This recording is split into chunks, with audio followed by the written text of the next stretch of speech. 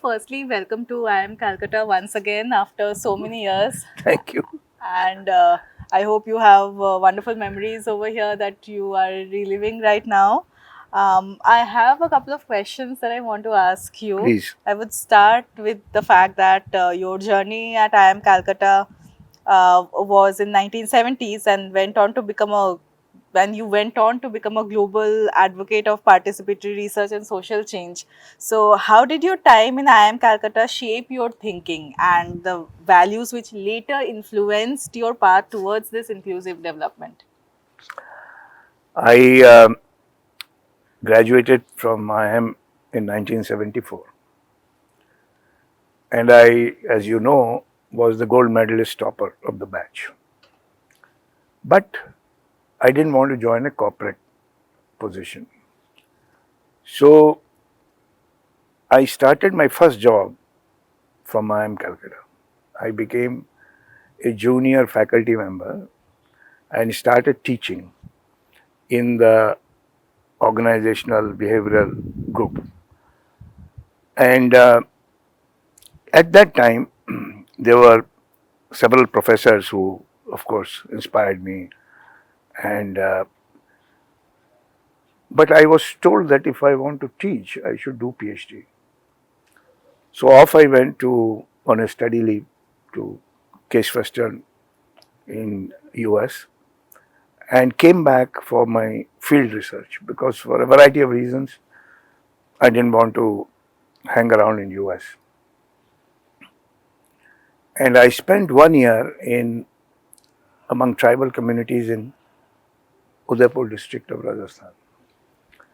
And I went there to do a management study. The only thing I wanted to do was to look at programs of rural development, how they were being managed. Sort of apply my management theory to a rural development context.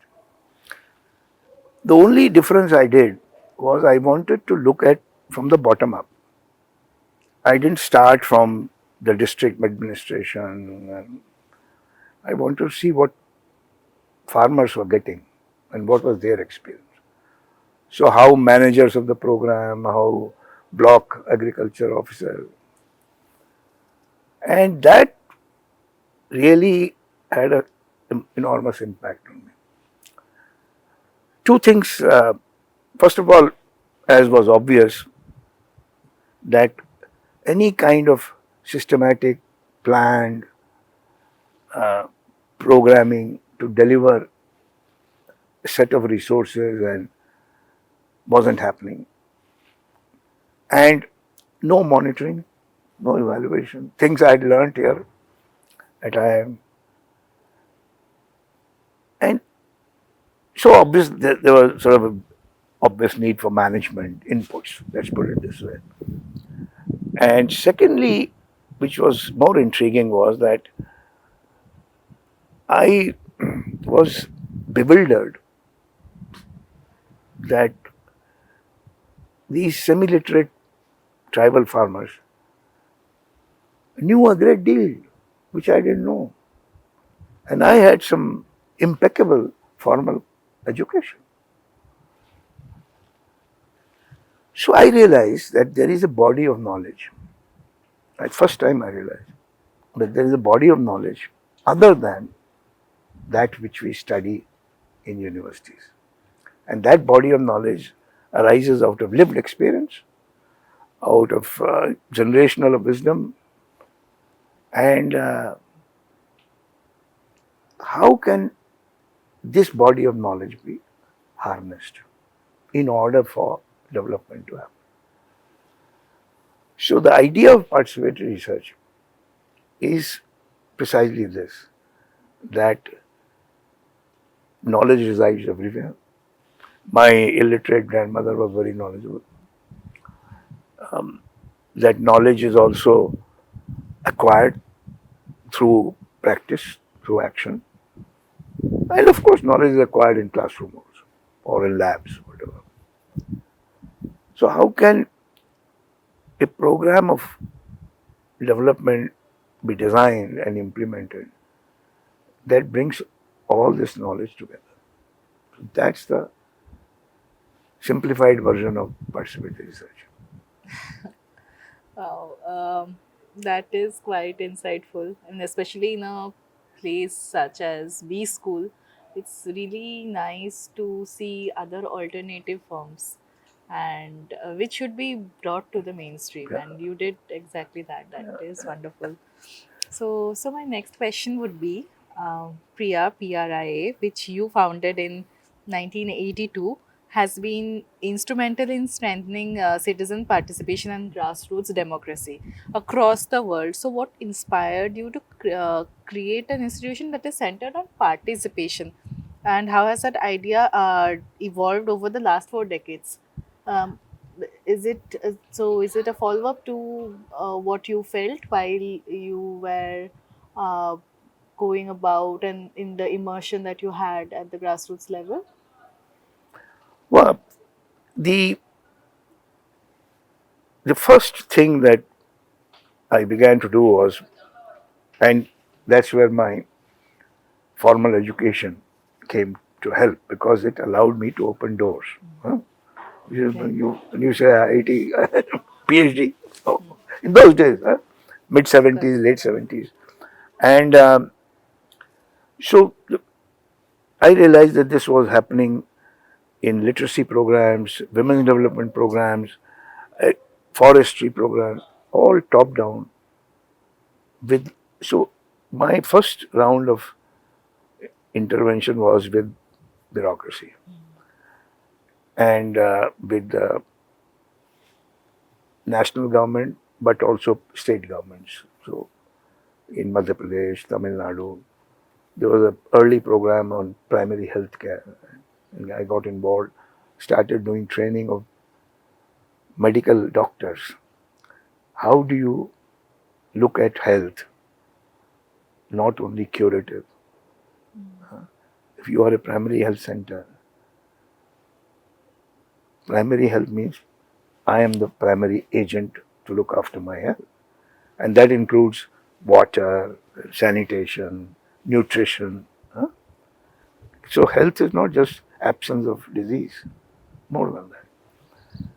And so I used to enjoy getting them to interact with farmers, and, and they were a bit, reticent. But so from that, the idea of having a dedicated institution which works on this came about. And along with a few friends, I started that.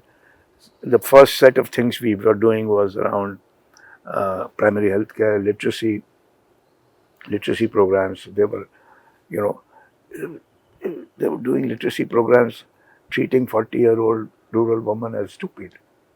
She knows everything. She knows land. She has been tilling it. All she doesn't know is how to write LAND. So how do you promote learning which values what she knows? They would have put up a 17-year-old young man stand up who say ka ka ga ga. Women will run away. It was simple. The only thing they had to do was, yes, we're going to learn something. Let's start by word land. Talk about land, and then they will take interest. Then they're not interested in ABCD. So there were many such programs which did not value the learner or the community for whom it was meant. So in the mid 80s, by mid 80s, a lot of national program began to include participation, and there were a number of training institutes of Government of India and state government. So I used participatory learning methodology along with my teams to build their faculty, because faculty was, I don't know what the learning system in IIM these days is. Faculty would stand up and give 1 hour lecture and go back, and many of them will be people who are in government programs implementing them, but for them it was like a book being thrown at them and say go. So I built that in many places. Uh, Central government had these institutions, NIPSED and the NIRD and for rural development, for health, for child development, all these national institutes meant to build capacity, but were doing quite the. And then a very interesting development happened in early 90s with the constitutional amendment for panchayats and municipalities. And that I thought that this was a very good idea to take forward because our team, PRIA, was already working to promote participation. But they had no role on governance. Governance was by bureaucrats only, and that too at district level. And district level, you could go 100 kilometers to reach district headquarters. So this was decentralized, it was elected, and it had the ideas around Gram Sabha, and so citizen participation. So we started focusing on citizen participation in governance. And we ran a program in some 26 states of the country in early 2000. We called it Governance Where People Matter. And bottom up. Some, and then state institutes. I used to come here at Kalyani quite regularly Well, to the SIRD. You Mr. would be Mishra used to be. happy to know, just an interjection, that organizational behavior theories in IIM Calcutta, it has really developed, and they have courses on inclusion, diversity, and this term I'm also taking a course on creating social enterprises. And I mean, it's so refreshing, whatever I'm learning in class, and to know that you did that ages ago when even these subjects did not Theory, exist. theory did not. And we are learning these very things, how to go about what is true knowledge, and if you have to create a social enterprise, then so many stakeholders are Yeah, involved, yeah, everything that you are saying. And it's like as if the course is coming to life right in front of my yeah. eyes. Yeah, that's very, very nice to hear that you are learning these things now. Right. In those days, you know, Metal Boss taught us marketing, that kind of thing. We so now this program, it gave this impetus that governance, and how can young people participate in governance, and whatever we were happening or not happening in the country is because we have stepped back in engaging with governance. We periodically cast our vote and then leave it to some others to manage it. And so now when that program began in 2001, 2, there was a lot of similar interest in other parts of the world. So I was active in some networks. We began to bring together, like South Asians, African, Asian, similar. Of course, context varies, but similar aspirations. So the idea of building, take the case of climate now. I'm living in Delhi. For That kind of 11, says 12 it all. years, nothing has been done in Delhi. And unless citizens engage with that process, there's no accountability. And, running away from Delhi to a mountain is temporary answer. And today I was reading that top 10 cities yesterday in the world were Indian. Top 10. When there are issues such as these, so all stakeholders do need to get involved. I mean, even if the best of governments would not be able to do They, anything they unless and can't do on until their own. They can't do on their we are own. Yeah, involved. yeah. True. I mean, the, the citizens' action and responsibility. So the principle we are promoting is governance is everybody's responsibility. Some will become elected leaders and some will be government officials, but citizens, private business, academia. So last 10 years now, I'm harassing academia to engage in society.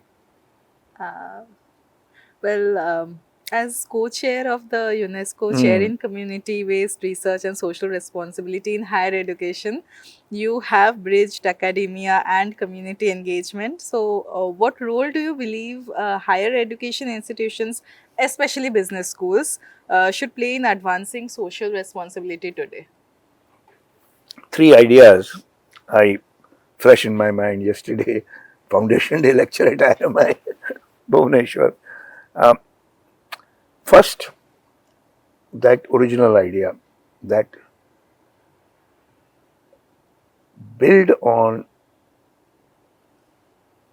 people's own existing knowledge. Don't discard it, don't devalue it, build on that.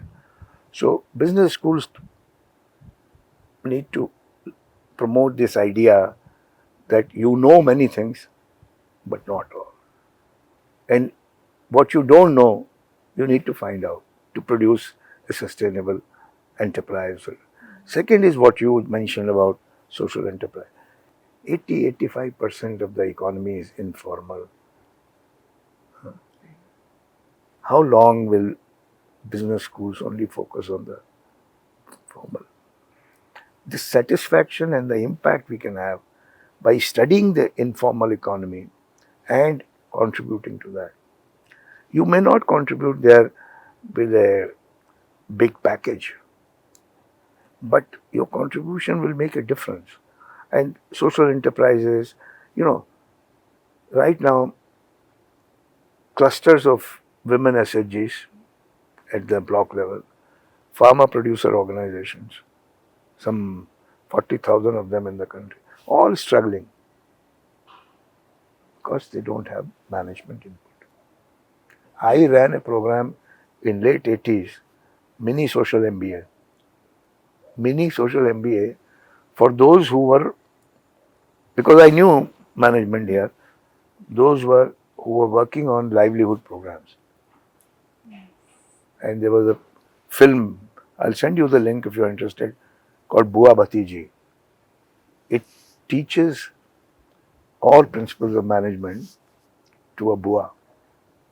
You would be really happy to know that the education sector landscape, especially here in IIM Calcutta, is changing. So we have a course on marketing for the bottom of pyramid, and exactly the kind of things that you're again saying, it's like Very literally good. No? flashing in front of my eyes. We are studying methodologies by which you actually go to these places, and I'm talking about like literally some of the largest slums and people who do not even have uh, the means or how to market for them, Yeah, to yeah, them, for the social upliftment.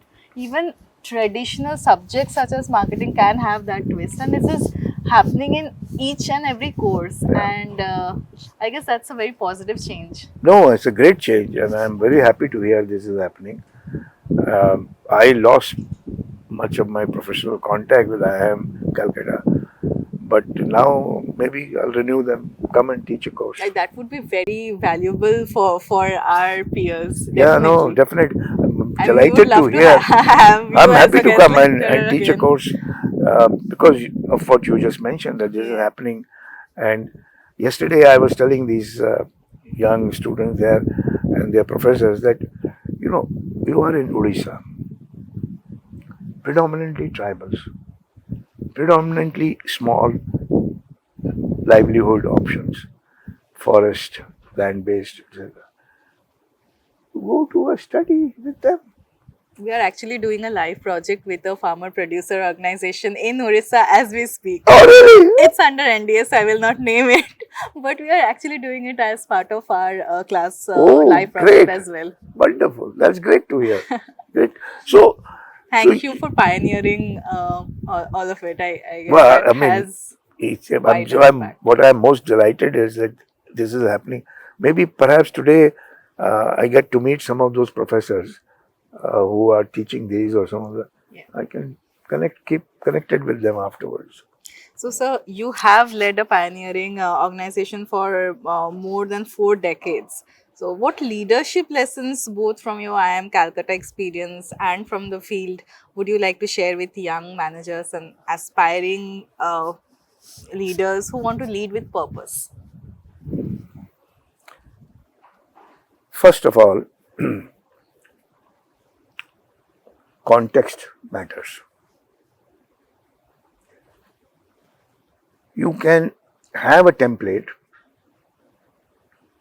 but you have to know the local context in order to adapt it to make it work. So, what I am recommending to people is generalize the process, but not the product. We are not in the business of just selling soaps, but even the type of soap and the packaging varies context wise. What is sold in rural West Bengal, not sold in Haryana. So, have your process of analysis and solution development rigorous, but don't be hung up on the product. That same product should be applied here. This is the problem with development programming. Policy made in Delhi, applied universally, doesn't work. Second link to this is that when you are adapting to the context, value local knowledge, whatever, value local. Don't, and I call it epistemic humility. Be humble about what you know. And unfortunately, because of this kind of a public conversation about packages and competition, our young students, professionals get acquire a sense of arrogance. I'm the best. I'm not Shah Rukh Khan. I'm not the best. I know many things, but in order to be effective in the context, let me work with people. And finally, relationships matter, and relationships require use of your feelings and heart and investment of time. True that. And as you receive this honor from your alma mater, what future directions or dreams continue to drive your work in participatory research? And what message would you like to leave for the IIM Calcutta community? Having a chat with you is so refreshing. Maybe I should spend little bit more time with management institutions in I'm India, honored. and no, seriously, and work with them with curriculum, pedagogy. Um, uh, Young generation of researchers and managers and even faculty members. I have I've, I've been after 2019 um, under UGC's and AICT's blessing. I've been training a lot of faculty members from different disciplines, but I haven't focused on like management discipline. But thank you for first of all sharing what is happening here and also your enthusiasm. Thank you so much. And there are students, there I'm are sure peers, that's what I'm saying. maybe few, maybe that's not the trend because it's a B school after all, but things are changing and changing for the better. No, that's very good, excellent, and I think, and I have particular hopes for IIM Calcutta because it grew up in a different context and different, and the the kind of people who are here and are here now, people like you, it's important for. This is located in a region that needs more. East, northeast, you know. I am Ahmedabad and Bangalore can do whatever they like, but Calcutta. It was such a pleasure having a chat with you. Thank you very much.